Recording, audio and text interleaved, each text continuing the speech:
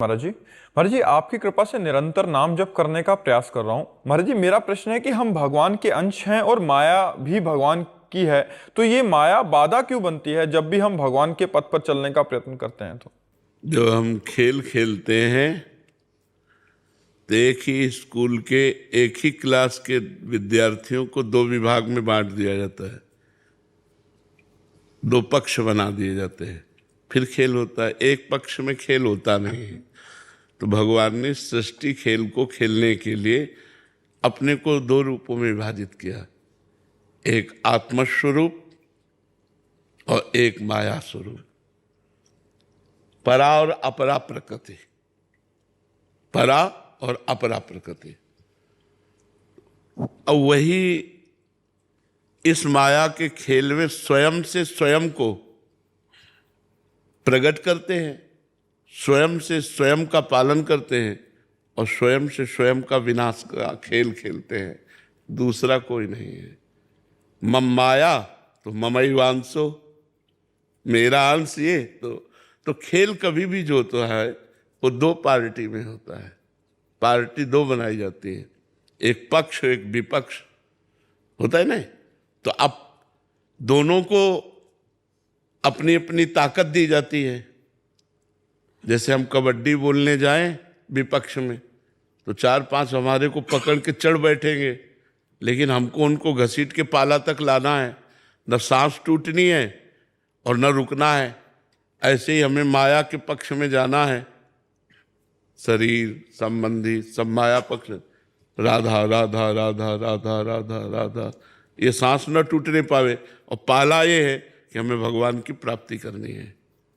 अगर हमें ये लक्ष्य याद रहा कि मुझे भगवान की प्राप्ति करनी है और भगवान नाम नहीं छूटा तो हम जीत गए। अगर सांस टूट गई, पाला तक नहीं आए, तो वो काम क्रोध लोभ मोह मद मत्सर ये माया के पक्ष के हैं। ये दबा करके जीव को फिर पुनरपि जननम पुनरपि मरणम पुनरपि जननी जठरे शयनम। एक कबड्डी का खेल जैसे होता है ना, ऐसे ही माया का खेल है। और एक ही स्वामी की हैं दोनों शक्तियां, एक पराशक्ति एक अपराशक्ति।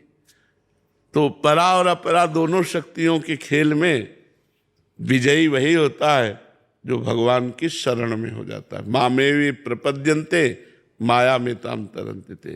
तो हम भगवान की शरण में होकर भगवान का नाम जप करें, जिससे भगवान की माया शक्ति पर हम विजय प्राप्त करें। वो विरोध करेगी। अपने पक्ष का तो खेल है ना, तो आपको पकड़ेगी, अपने पक्ष में घसीटेगी। आपको उनसे छुड़ा करके भगवान की तरफ बढ़ना है। यही खेल है। छुड़ा ले गए तो परम पद मिला और हार गए तो आउट।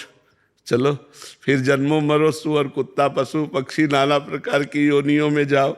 समझ पा रहे ना आप जी? दीपक शर्मा जी जम्मू से। राधे राधे महाराज जी। राधे राधे महाराज जी। महाराज जी मेरा प्रश्न है कि किस पाप से कितना भजन नष्ट होता है, इसका पता कैसे चलेगा? इसका तो भगवान ही निर्णय कर सकते हैं। किसका है? इसका तो भगवान ही निर्णय कर सकते हैं कि आप कौन सा।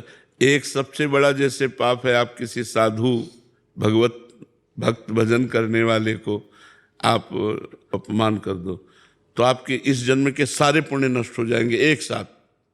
साधु अवज्ञा तुरंत भवानी कर कल्याण अखिल कहानी, तत्काल सारे पुण्य नष्ट हो जाएंगे। अब जैसे आप किसी बहन बेटी की तरफ गलत दृष्टि से देखो तो पाप हुआ, लेकिन जो साधु अवज्ञा वो सारे पुण्य ही नष्ट कर देगी। तो पापों का तो ढेर है।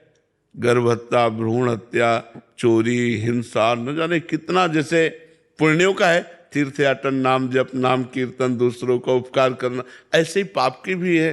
अब वो किस क्वालिटी से कितना पाप बनता है, उसका क्या परिणाम होता है, तो भगवान ही जाने। वो तो अपने लोग निर्णय नहीं कर सकते हैं, वो तो भगवान ही निर्णय कर सकते। जी मैंने ऐसा 5 साल से कोई अपराध नहीं करा, फिर भी मतलब 5 साल से किसी तांत्रिक द्वारा मतलब परेशान हूँ मैं बहुत ज़्यादा। अच्छा, इसमें पूर्व जन्म का पाप काम करता है। जैसे इस जन्म में हमने कोई पाप नहीं किया, हमारी दोनों किडनी फेल हैं, हमारा डायलिसिस होता है, तंत्र की हमारा मन ही है। हाँ, तो पूर्व जन्म में जो हमने कर्म किए ना, उसका हमें दंड मिल रहा है इस शरीर में। शरीर बदल सकते हैं, लेकिन हम तो वही है ना, हम तो वही हैं कर्म करने वाले, तो हमें भोगना पड़ता है। विवेक से काट सकते हैं। हाँ, नाम जप से। नाम जप के द्वारा। जितना नाम जप करोगे उतना ही आप उसे सहन कर सकते हो और उतना ही आप पवित्र हो सकते हो। नाम जप करो, राधा राधा राधा, राम राम, कृष्ण कृष्ण, जो नाम प्रिय हो खूब नाम जप करो, उसी से मंगल हो जाएगा। सुमन जी।